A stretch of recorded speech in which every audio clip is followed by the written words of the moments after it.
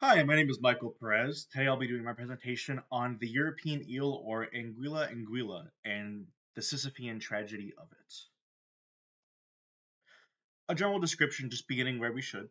The European eel measures at 45 to 65 centimeters in length, up to 6.6 kilograms in weight, and consists of the typical cylindrical body shape that you would expect of an eel. It has eyes which grant it poor eyesight, gills, scaled skin, pectoral, dorsal, anal fins, as well as a lateral line and a mucus coating. Uh, it is extremely common in European brackish, fresh, and saltwater environments, reaching from the northern Nordic countries to the coast of Morocco, which is nearby the bottom tip of Spain, and throughout the Mediterranean Sea.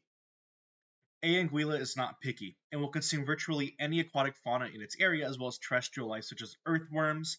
At later stages in life, the eel prefers a diet of fish and occasionally crustaceans.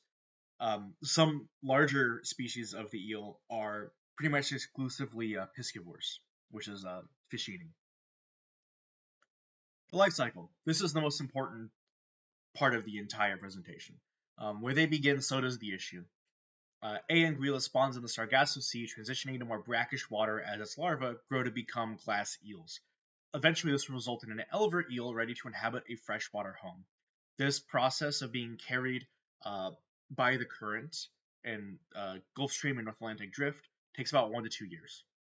The distance is variable, as mentioned with those two methods, but it's approximately 5,000 kilometers in length, so this is a very long distance. Some elvers may remain in estuaries and coastal waters, but it is typically expected that eels will settle in freshwater homes for the next 6 to 12 years for males and 9 to 20 years for females. And this difference in development time is due largely to the latitude in which the eel inhabits. The now sexually mature silver eel will migrate back to the Sargasso Sea, completing their life cycle. It is currently assumed that adults perish after spawning. And there's a lot we don't know about this entire life cycle. Like, we don't know where in the Sargasso specifically they're mating. We've never caught them mating before. Um, and you think about that 20-year maximum for development in the freshwater homes. A lot can change within that time span. Um, Rivers can be blocked, and the whole nature of this life cycle demands that that fresh water that they inhabit has access to the ocean. So any amount of terraforming, whether we do it or whether it's just a natural cause, can really upset this life cycle, and it's a very, very fragile life cycle. The threats. This is the non-exhaustive list. An exhaustive list would have taken the entire presentation. A. anguilla faces an extensive number of threats to its population. These include habitat loss, water pollution, changes to river flow, migration, obstacles such as weirs, which you can see on the right there, and parasites. Primarily, the population decline is driven by fishing activities. The first four threats, being habitat loss, water pollution, changes to river flow, and migration obstacles, largely only affect the freshwater stages of the eel's life cycle. The last two threats, parasites and fishing activities, largely only affect the saltwater stages of the eel's life cycle. So you have this thing where the threats are pretty much isolated to specific parts of the life cycle. The fishing threat. This is one of the only species I can think of where wild caught and farmed mean the exact same thing. Uh, A. anguilla is a curious case and it is susceptible to fisheries throughout its entire lifespan. It is estimated that this intentional fishing stress is the main threat to the species overall. Farmed eel also necessitates taking from the wild stock, as eels are unable to mate in captivity due to their peculiar spawning behaviors. Ignore that typo. Because of this, every European eel consumed across the globe comes from the wild stock. Farming and consumption happens on a global scale, but is extra prominent in East Asia, primarily Japan and China, where it's considered a delicacy. 98% of total eel production is farmed, much of it in Asia itself. Originally, these markets were satisfied by stocks of the Japanese eel, but were replaced by the European eel as their stocks sharply declined. While the 98% figure for farmed eel can seem comforting, it must be considered within the context that all eel is wild caught by default. On the left there, you can see farmed eels being sorted at a facility in Japan. Management efforts and current policy. This is what we're doing to help. A. anguilla has seen numerous policy changes to aid it, including restricting international trade in 2009 and furthering that restriction to a full ban of imports and exports in regards to the European Union. However, the species spawning habits leave it open to being fished in the ocean, completely circumventing any of those protections.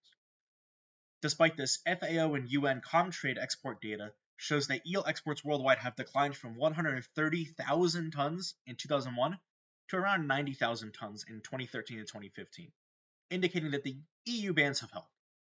It is important to note that much of this trade occurs when the eels are juvenile glass eels, and that their smaller size means an immense number of eels for that weight.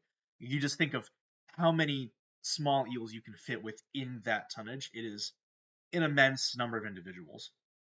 Because of the EU's ban, eel trafficking and illegal harvesting has become a lucrative business, prompting Europol to initiate Operation Lake in 2015. You actually see here, this is from Operation Lake 5. This is an eel trafficking container. The way they do it is they have basically a hold below where the actual glass eels sit, and on the top they have something to cover it to make it look like it's not, of course, eel trafficking as best as they can. Management efforts and current policy continued. It turns out we're actually doing a lot. The Amber Project is another initiative to aid in eel conservation, operating by tracking freshwater barriers that would pose an obstacle to the eel's life cycle.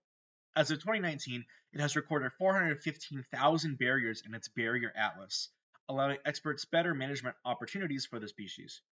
As mentioned before, A. anguilla faces a parasitic threat too known as A. crassus.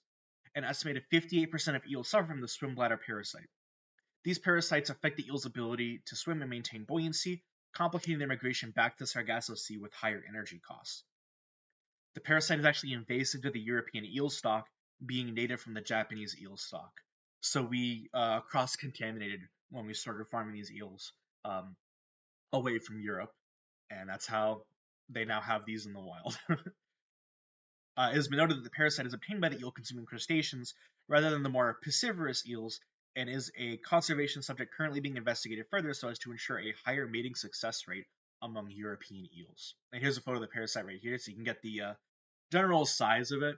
It's not terribly large, but it is large enough to really impact just how buoyant that swim bladder can be. In summary, A. anguilla is a species that faces immense human cost threats at nearly every stage of its life cycle, from being fished and trafficked during its juvenile stage, to being a victim of how we've transformed our freshwater bodies over centuries, all the way to being afflicted with a parasite we introduced to it via import and export. Every time a generation advances to the next stage, it seems to face a new set of issues, setting the entire population back, a species akin to Sisyphus.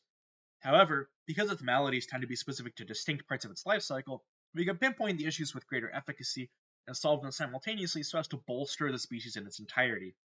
Perhaps one day we'll be able to flatten that mountain for it. Thank you for your time. And here are my references, organized by usage.